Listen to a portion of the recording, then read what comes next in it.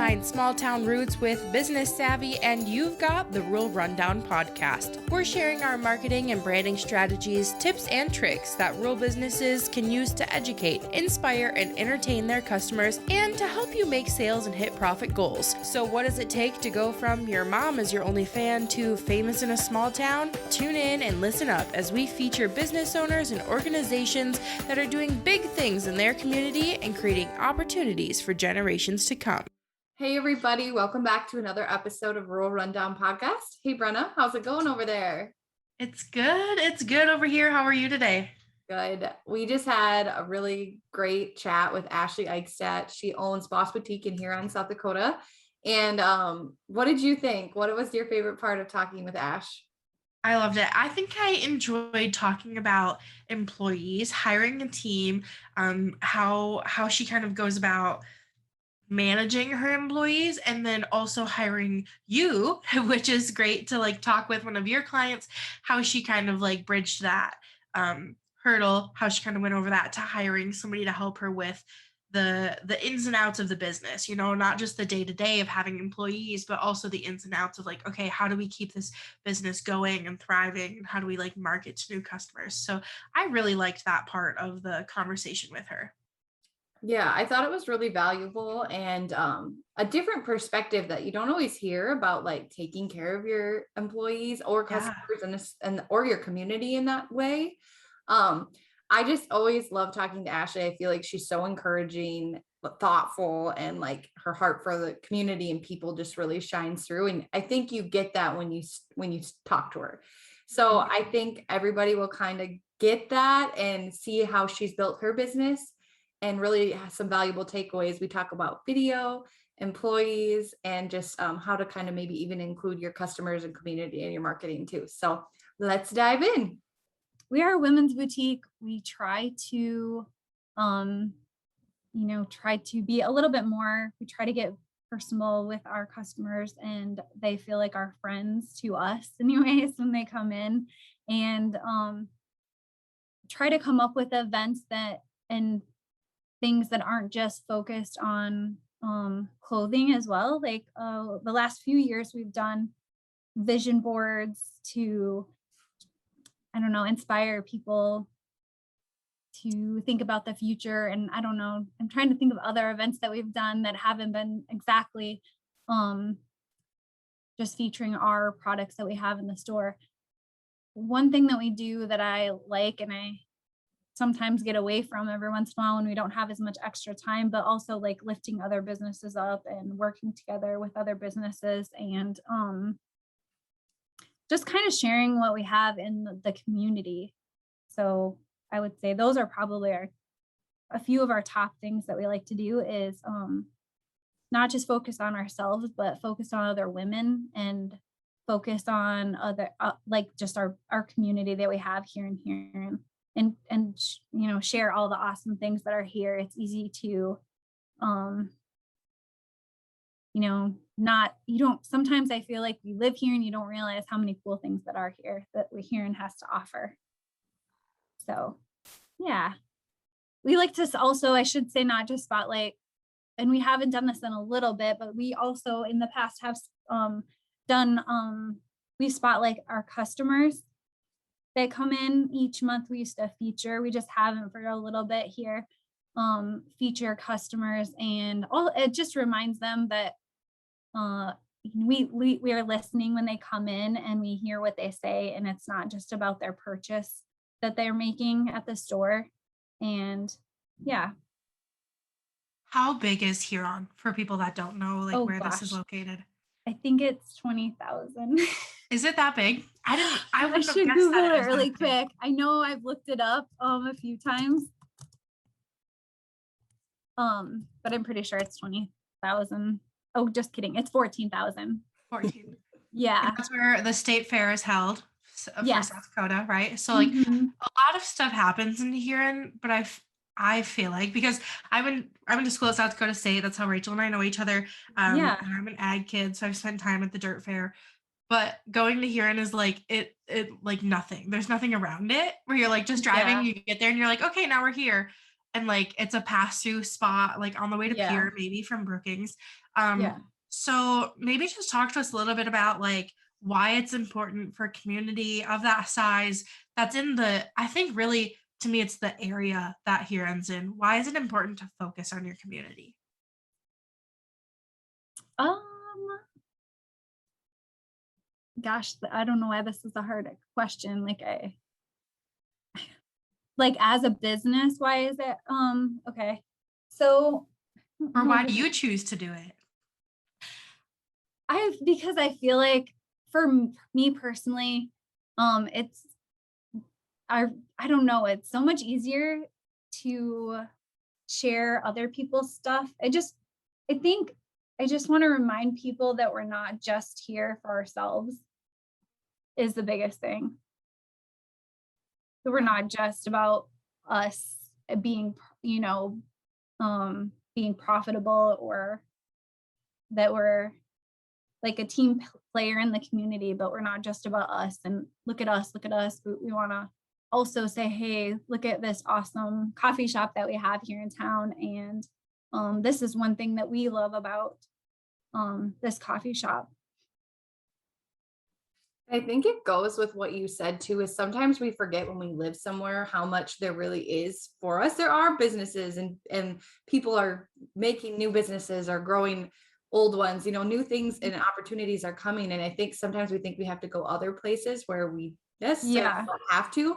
And it's sometimes nice when businesses like you partner with them to kind of help them tell their story or share their story too. So we all have different like community or like followers or community around us. And so it's nice to share with each other's customers. Like, don't forget we have this awesome place here too. And I think there's a saying, and I think I'm probably gonna mess it up, how like it's I'm totally gonna mess this up. It's where like all the boats will rise. What you guys probably know what I'm talking The about. rising tide lifts all ships. Yeah. There you go. Yeah. So I think that's so, I don't want to say it's unique, but it's so refreshing. I was just having this conversation at lunch with my boyfriend.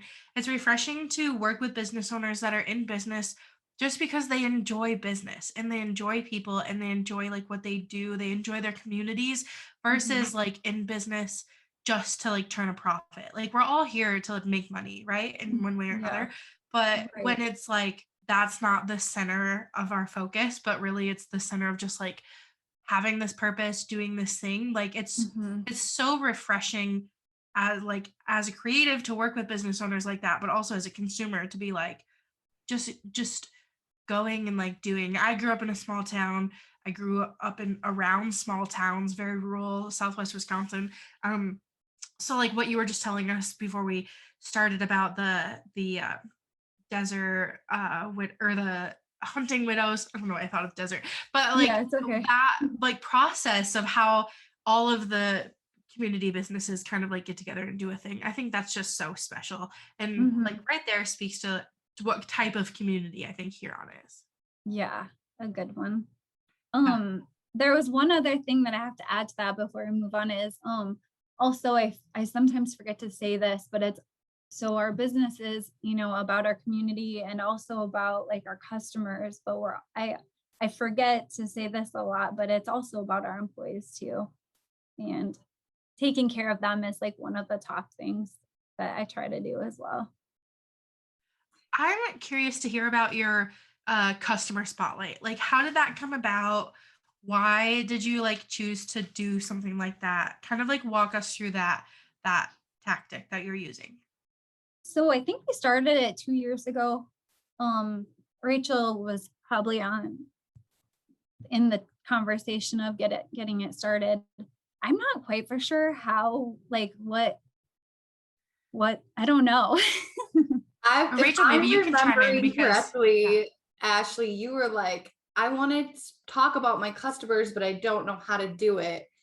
And then the idea came up that we you'd create a collection around that lady. So we would say this was like Amy B's outfit inspiration. Yeah.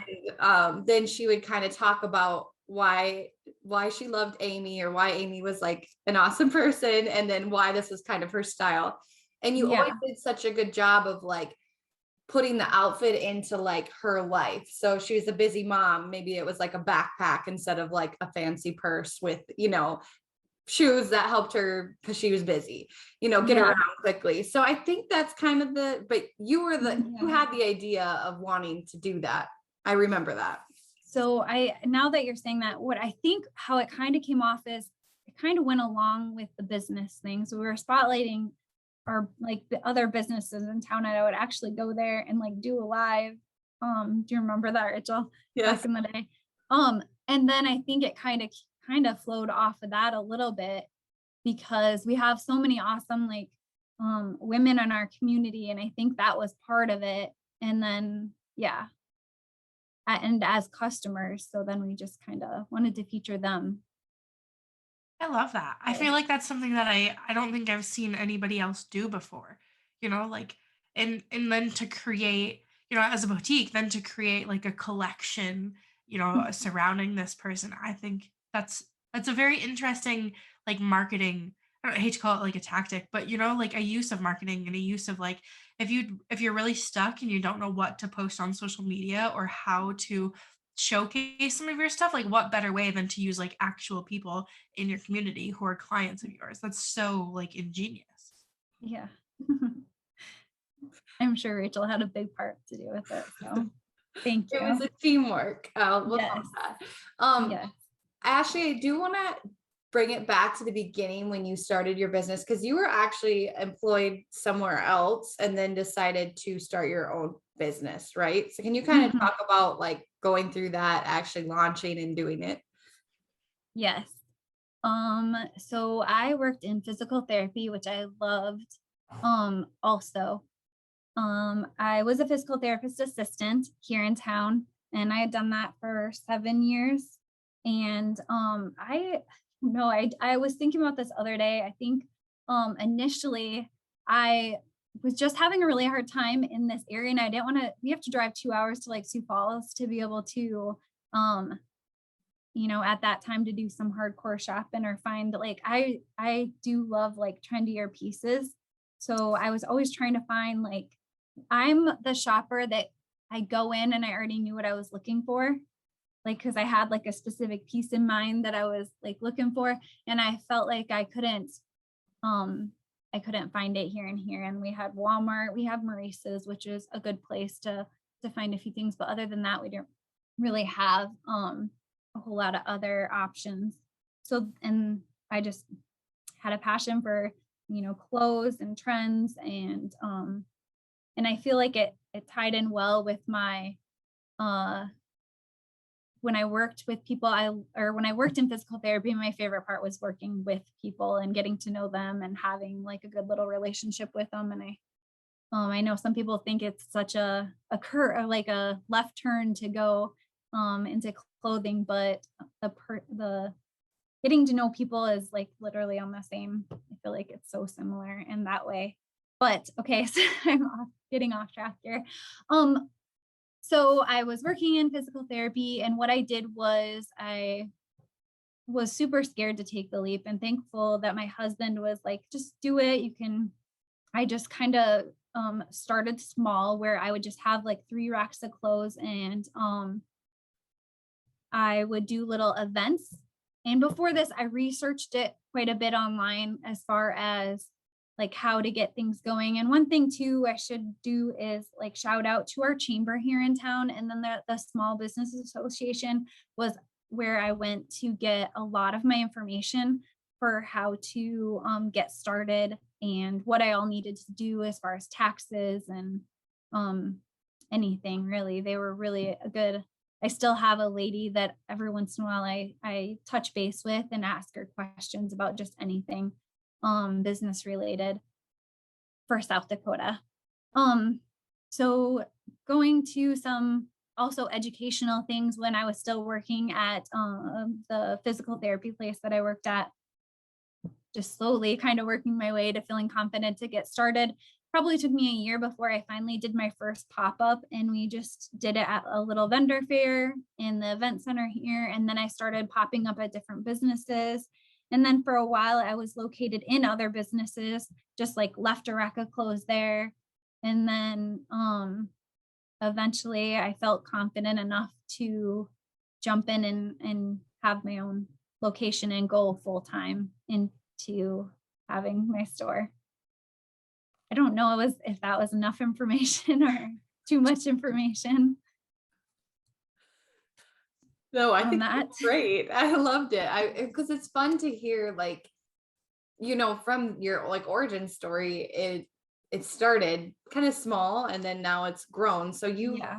you was the location, your first location that I know of, the first one, and then you moved into your second one? Mm-hmm. Yes. Yep. Okay. Yeah. And then to give reference to what I'm talking about, Ashley, you kind of are located in like a strip mall, and you had Yes. one location and then you were able to get into a bigger one. So you kind of expanded. And Mm-hmm. I know with your bigger location, you kind of have some like hopes and dreams of that. Can you kind of tell us what those are? Yeah, sure. I mean, I feel like we have, we moved to a bigger location, so we could maybe have more events. And there's a whole list of different things that we'd love to have here at the store eventually sometime. We started to have wine. So we are selling wine. That was kind of one of our things that we wanted to do. And I don't know. I feel like I'm trying to think of everything on my list right now.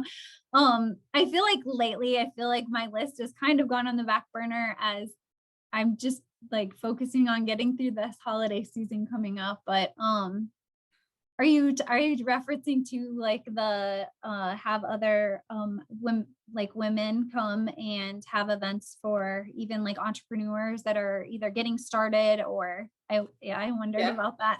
Well, and too, I know like this weekend you're having the vendor fair, like your Yes. space is now, I feel like you're very inclusive. So like when you thought of this, you were like, I'm going to find a way to include. Again, it goes back to you, like, I feel like you have a big sense of like a heart for your community, including others. So I think that was kind of like always in the back of your mind too, besides just thinking now I have a huge space, like not a huge, a big space where it's just about me and my product. You kind of like built in like, how can we also include others? So I think that's really cool. Yeah, so this weekend and in a month from now, we have a little vendor fair where other places can bring their stuff in and have like little pop-ups. And maybe they're just getting started too, like I was back in the day. And we've had other even like little boutiques come in with their clothes too in the past. And so we just have like a mix of everything where they just kind of bring their jewelry or whatever they're selling. Maybe it's just a side business, or maybe it's where they're just getting started and they want to go bigger someday.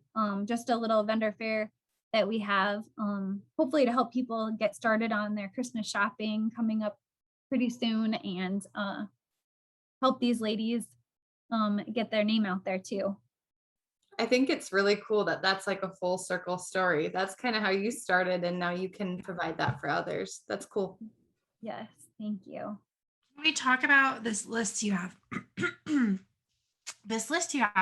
Because I feel like as business owners, sometimes we're really multi-passionate, or we're really like, our business kind of evolves and grows and changes.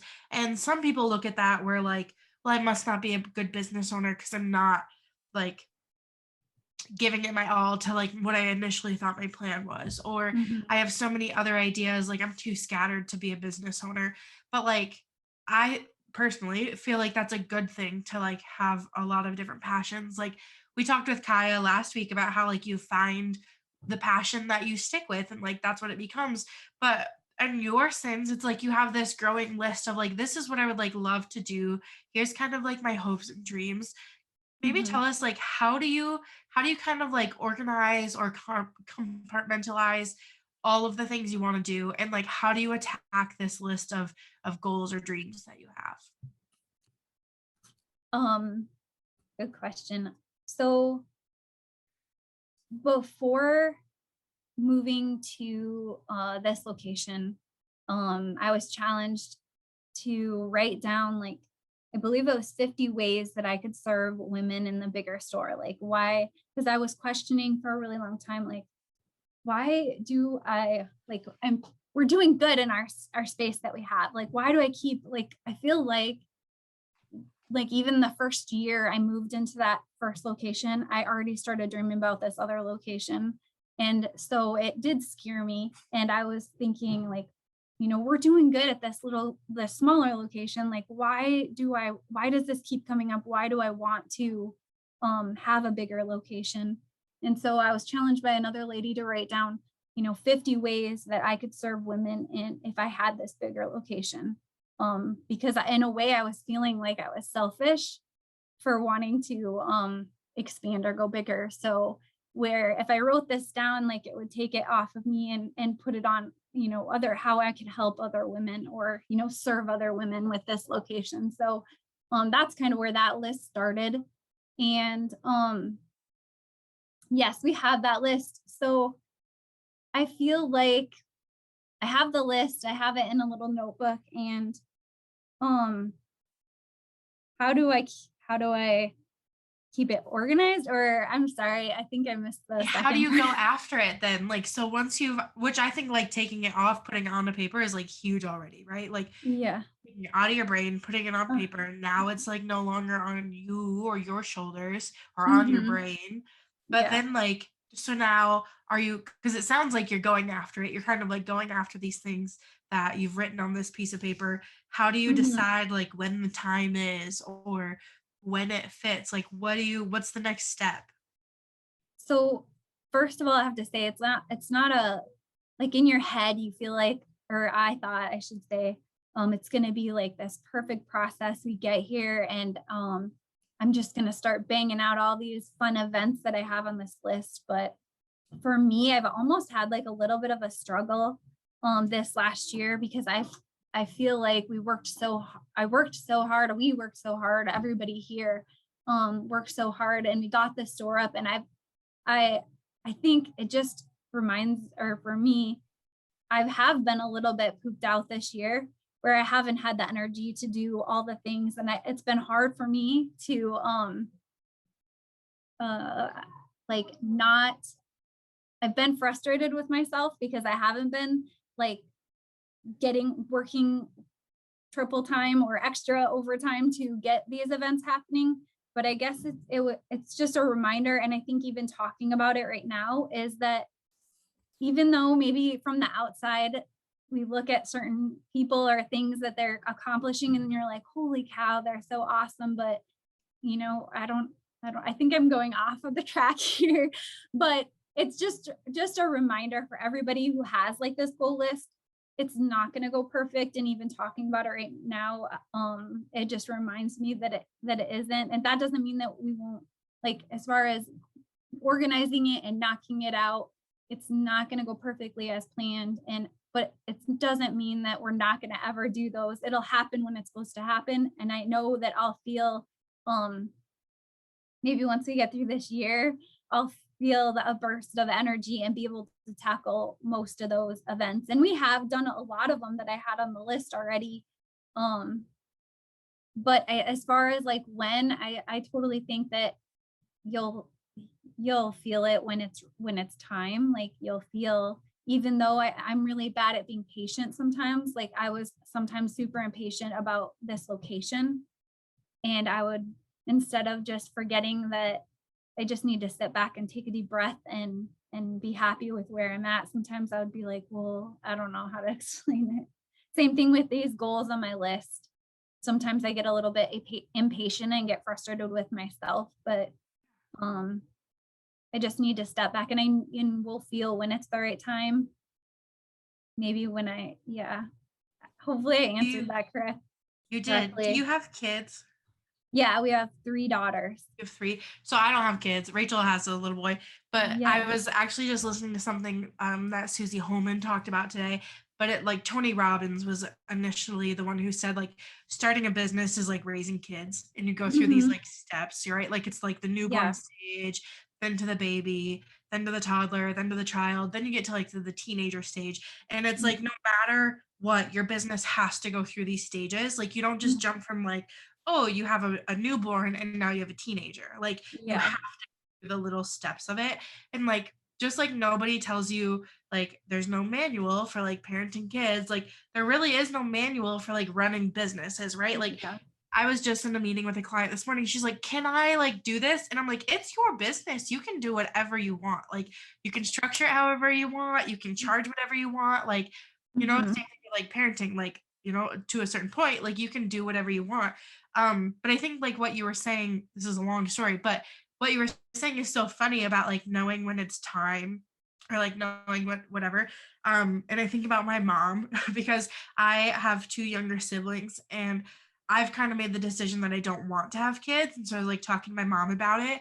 And Uh-huh. at the time, she's like, but this is when it's like fun. She was like visiting me when I lived in Rapid City. And I was like, I'm 25. You waited 25 years to like have fun with your kids? Like, and I feel Uh-huh. like that's what it is in business too. Like, it'll go for a long time and you just like you keep like you said like well you'll know when it's time or like things Mhm. will slow down soon and like it never really does until you're like 25 years in, you're like, yay, this is fun. Like, I feel like business is a lot of the same way where it's like, yeah, you're looking at how like other parents parent their kids or like what other Mhm. kids are doing versus yours. And it's like, it's the same thing in business when you're like kind of Yeah. looking around and you're like, crap, like they're a better mom than me or they're a better business owner than me. But it's like, really, we're all in this together. Like, we're all Yeah. just kind of like doing what we think is best. And there's no like real hard and fast rules about any of it. So Yeah. that was like a long story about business, but I felt like it tied in so well with a lot of what you were saying. Yes, I agree. I think Um, it's refreshing too to like hear you talk about that, like because we do all have seasons that we're in where it might be a little slower or we're ready to go fast. And mhm. at the same time, like it's good to have goals. It's good to have something to look forward to. And those goals might look different than what we think they are now. And Yeah. I always think like there's the quote, I'm gonna butcher one now. It's like tell God your plans and he laughs or whatever. But like Yep. sometimes we are so set on certain things and maybe not it's not necessarily for us, but that vision or that passion will be played out in a different way and it's going to take his time to get us there. So I think all that kind of it's cool to hear that because I think a lot of times we're inundated with goals, hustle, do it, and like sometimes it Yeah. doesn't work. Like you could Right. try to do all those things and it's just not the right time yet for it. So Yeah. yeah. Yes. Ashley, There's could you share with us like the process of hiring a team or what your team, first of all, just start off and tell us what your team looks like. okay. So right now my team is Rachel. She helps me with all my marketing.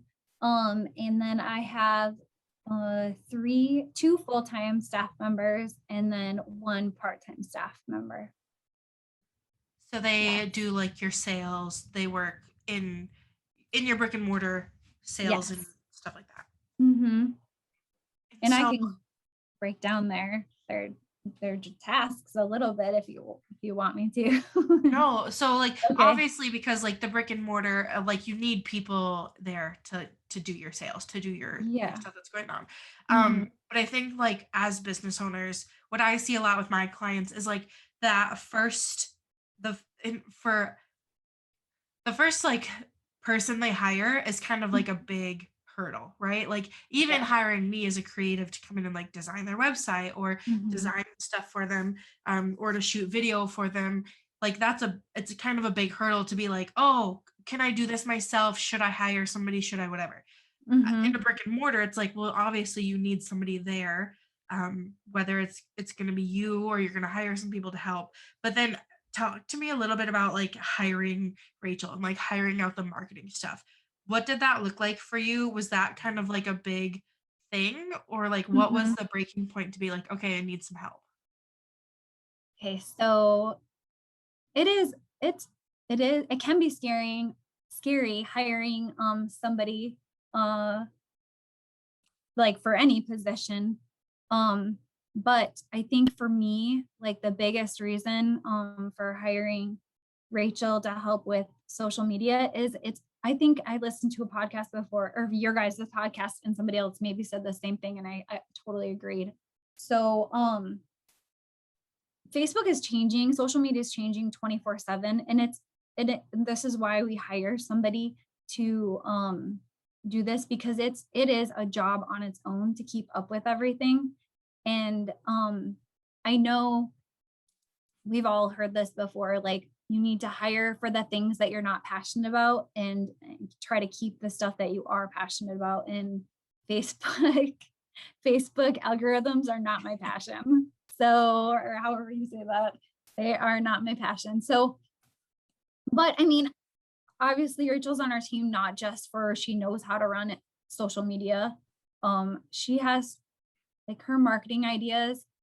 I just sitting and talking to her literally keeps us on track for just a lot of, it's not just posting social media. It's so much more. I can't come up with the words right now to best describe it, but it's so much more than just her posting social media. Like she helps so much with planning out our months, and we work together on like a lot of different things. I don't even know how to I'll put it into words, but we meet a couple of times a month, sometimes more if we're needed, which I'm super thankful for that. And yeah, just coming up with different ideas, being creative together. It's super helpful to have somebody, just even a sounding board to bounce ideas off of. And then also she'll help me grow them too. So like take one little thing that I thought of the other day and then totally add her spin on it, it's awesome. Yeah. So. A sounding board or like brainstorming sessions are huge. Yeah. Like that's how we've said it before, but like that's how this podcast started, where it's like we leaned on one another to be like, this is what's happening in my business. Like, this is what's happening in mine. And then it's like, let's start a podcast. And it's like, now it's kind of like going into some other things, but like having that person to be able to do that is really huge. So yes. Being in a town of the size you are and like being in the area you are, like I said, it to me definitely feels like you just driving and you run into Huron. What are some of the ways that you are marketing your business? Other than Facebook or?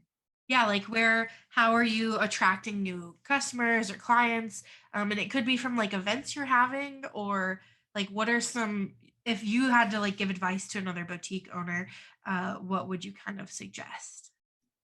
I would say if you're not passionate about social media, definitely get somebody to help you with it. That would be like first and foremost, because it just takes a lot off of our plate here at the store.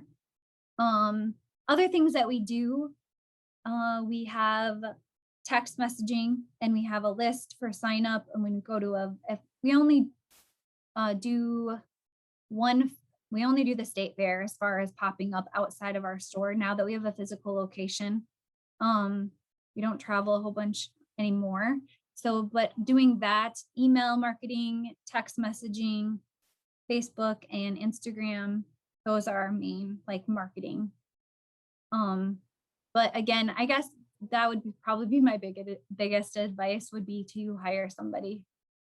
Unless you love doing it, then do it yourself and hire other things. But even having somebody on your team that has, if you don't have a marketing background, to have even just somebody to touch base with every once in a while to come up, help you like create ideas and of things. And like I said earlier, Rachel helps us even with coming up with events too. It's not just about the posting on social media. It's ideas for events that we have in the store, and maybe we have like a little bit of an idea, but then she'll come up with the perfect wording to go along with it. So it's more than just posting. I do want to talk about with you and your staff though, Ash, like you guys are so good at like taking the ideas and being the visual, like if you want to say actors, but you guys put yourselves out there in a different way than I see a lot of businesses do. And I think that's what makes the difference, because your customers get to see you and your employees too. So I think that's huge. Yeah. Okay, this is like perfect for my next question, because I wanted to ask like Ashley and Rachel, because you guys work together. Mm-hmm. Like Ashley, how like did it feel to hire somebody remotely for marketing? And then Rachel too, like how does it work to like work with somebody who you don't see face to face all the time, but you just work remotely? Like talk like maybe talk me through, but talk our listeners through like how that works. If somebody's trying to hire somebody to help them with marketing and they're worried about like having somebody in person versus having somebody remotely, maybe you guys can both like touch on that. I guess that's how we've always done it, and I don't see any downfall. Um, it's worked really smoothly.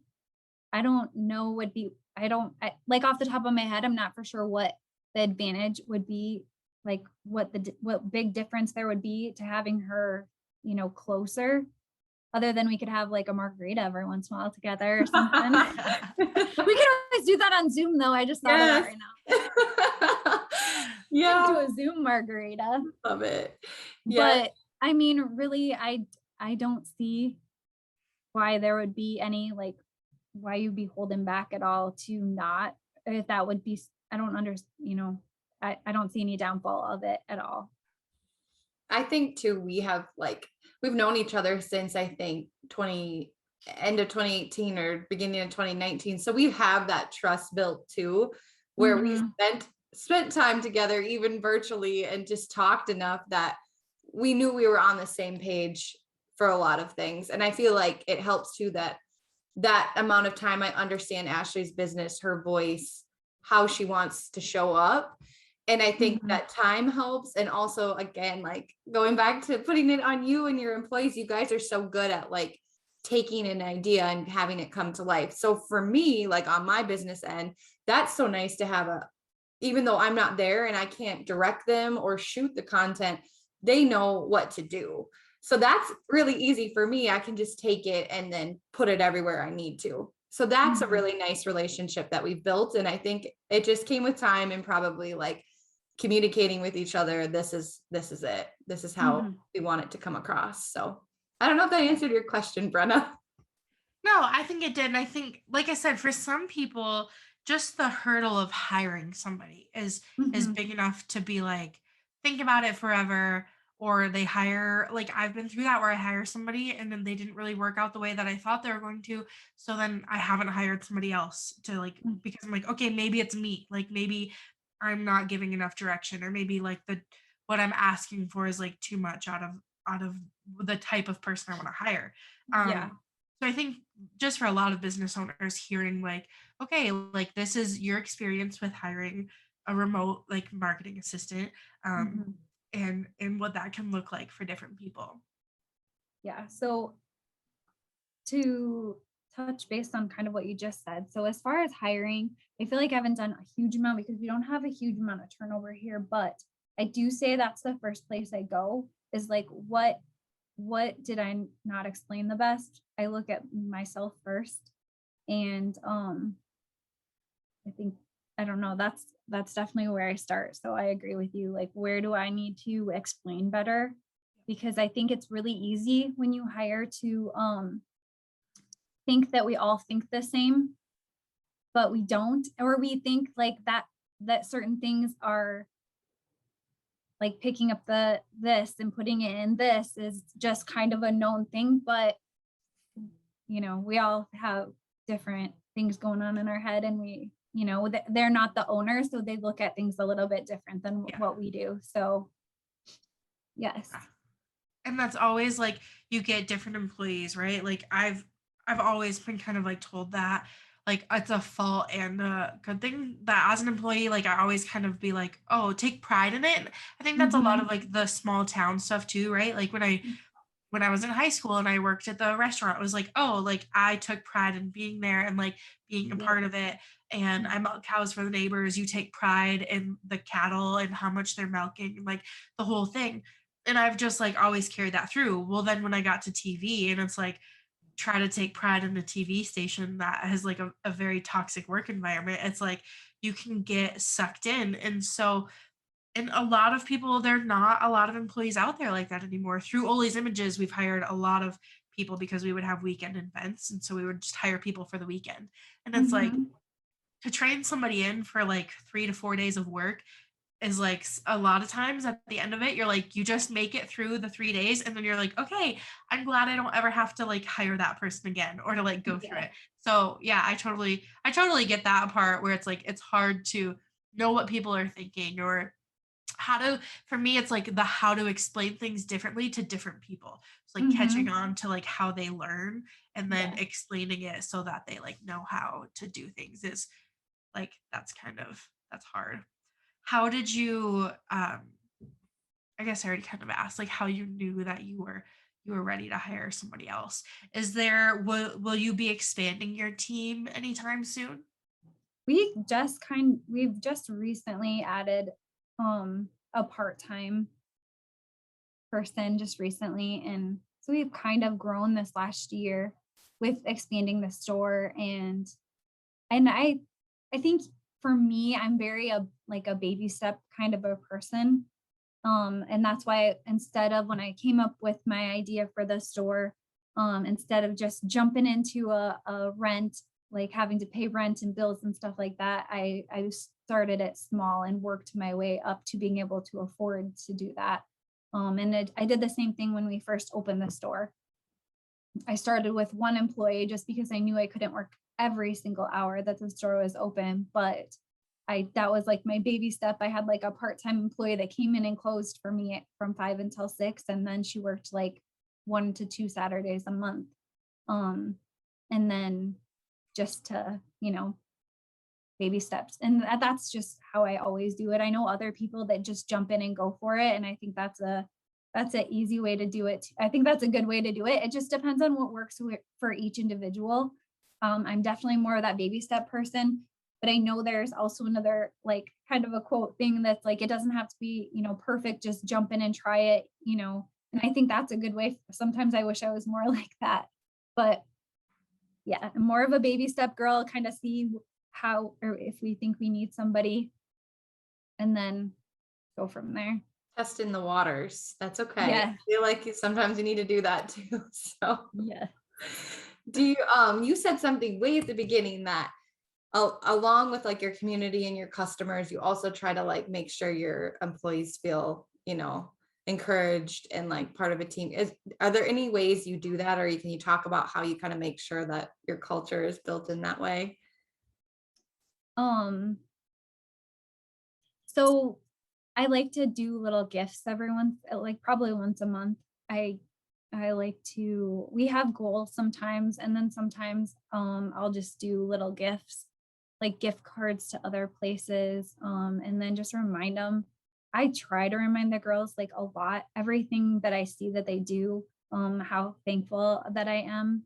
Um, Even if like the other day, uh Jenna was like, "Oh, I look at this new outfit that I put together. We've had this little cardigan for a minute, so I'm gonna try to come up with some new ways to wear it just to, feature it a little bit more." And for me, that's just, I don't know, that like, so then I just have to, I'm like, oh gosh, I need to go get her a coffee or something, because just little things like that, it might not seem that big of a deal to them, but if they're taking a minute to think about um things that maybe might not be that important to somebody that isn't the owner of a business, I don't know, every little thing I try to pick up on, and I try to just like, if not buying them a little coffee, at least telling them like, I just want to let you know that I'm like super thankful for everything that you do. And I try to say that as much as I can.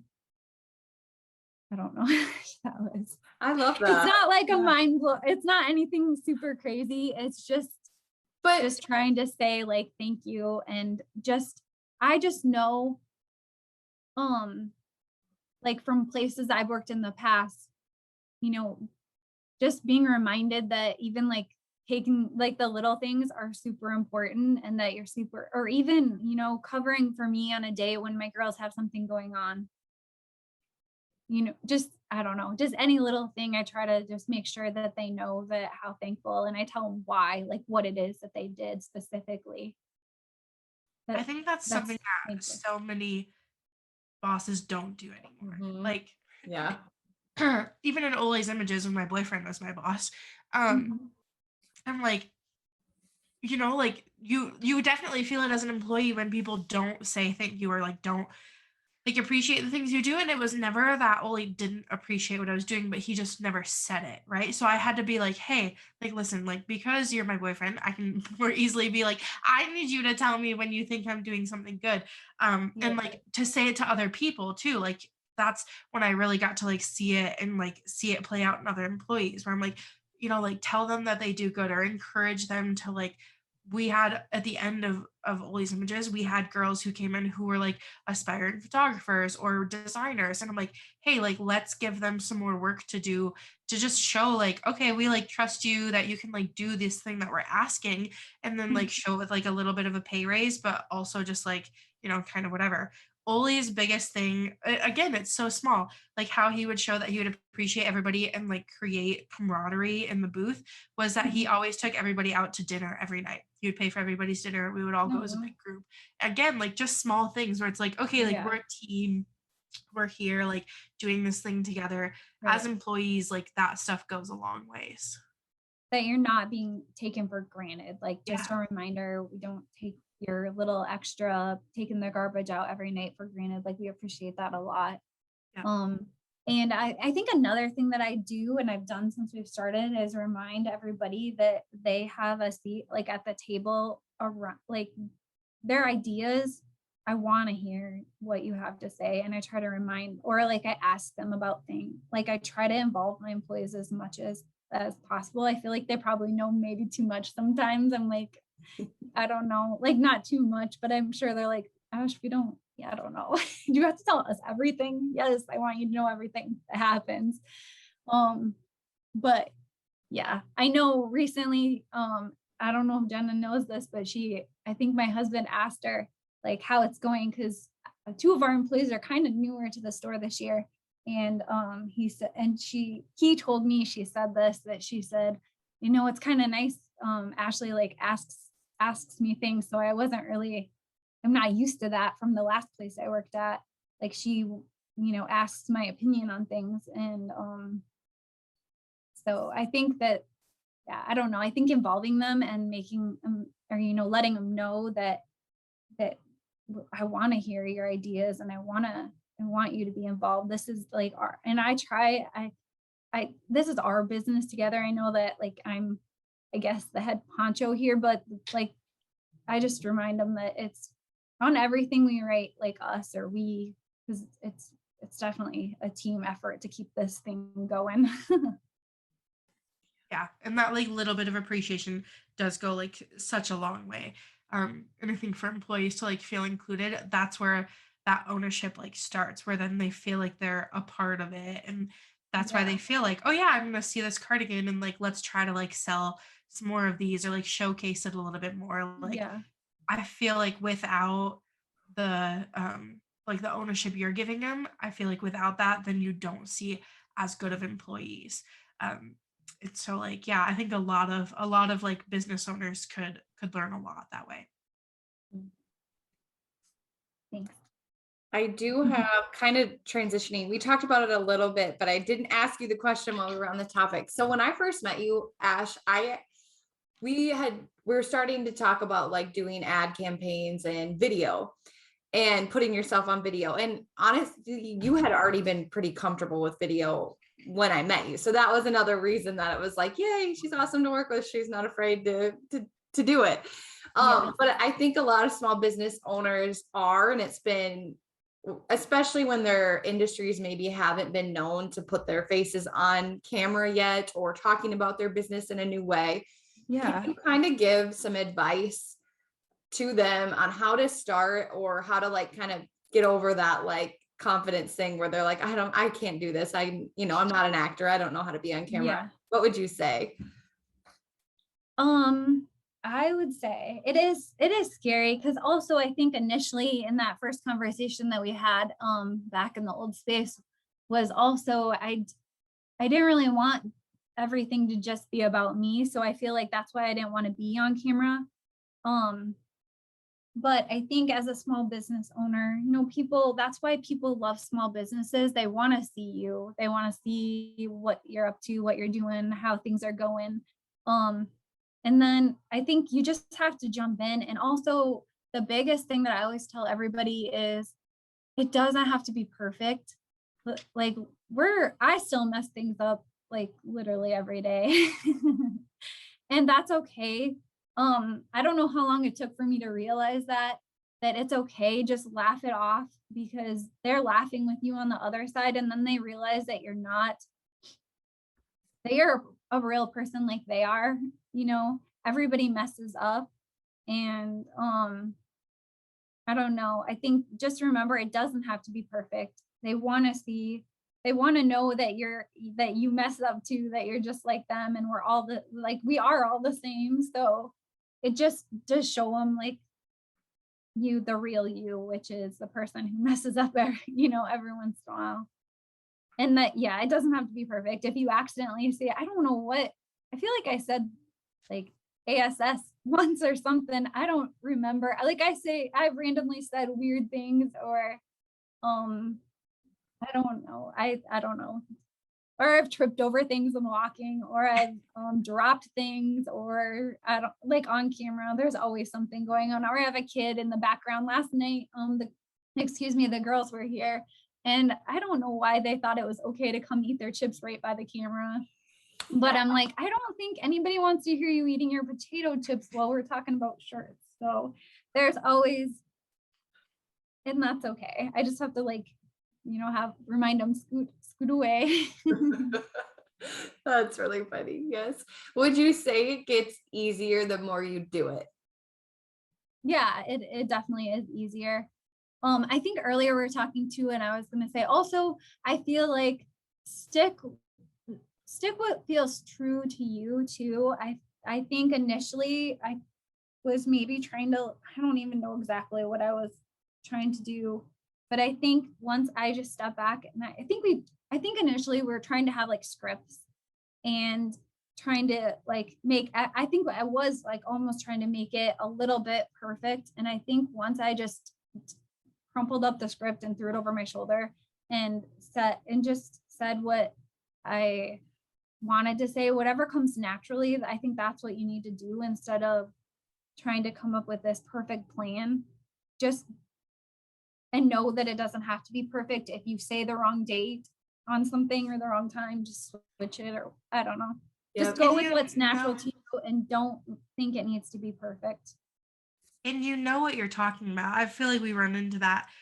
Oli and I both have a client who she gets a script out every time we go to film videos at her house. I'm like, Rachel, you know what you're saying. Like, you don't need to look at a script to tell somebody about this process that you've invented.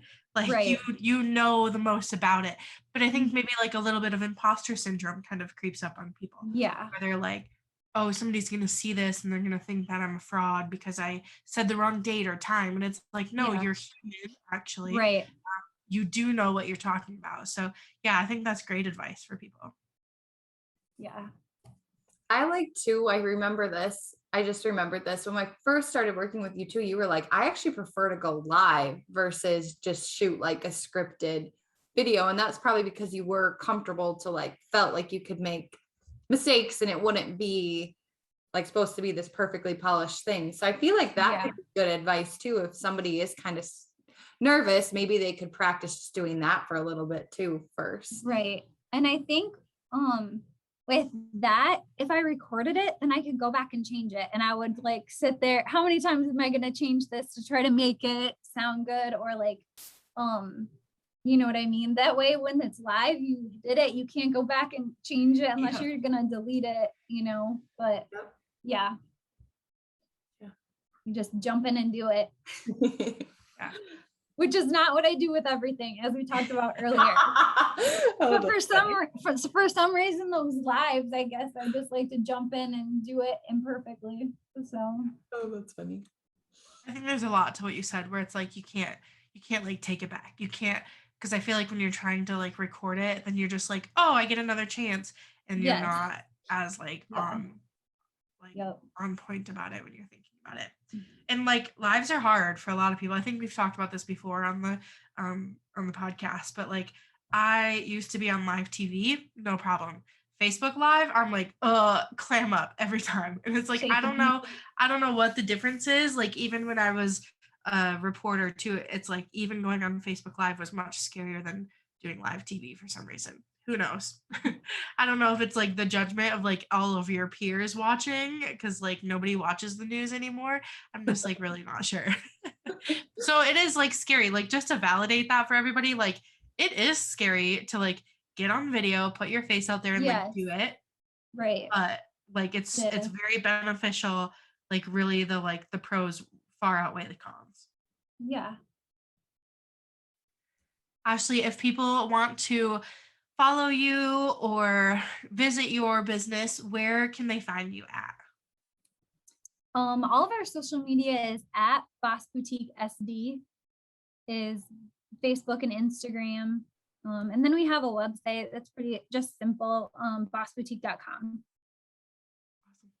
And your brick and mortar is located in Huron if they want to come visit your store? Yes, in Huron, South Dakota. Out by Walmart. If you can find Walmart in Huron, we're right next to it.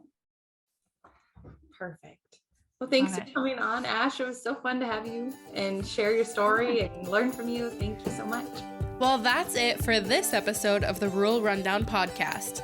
Thanks for listening. You can always find us on social media at the Rural Rundown.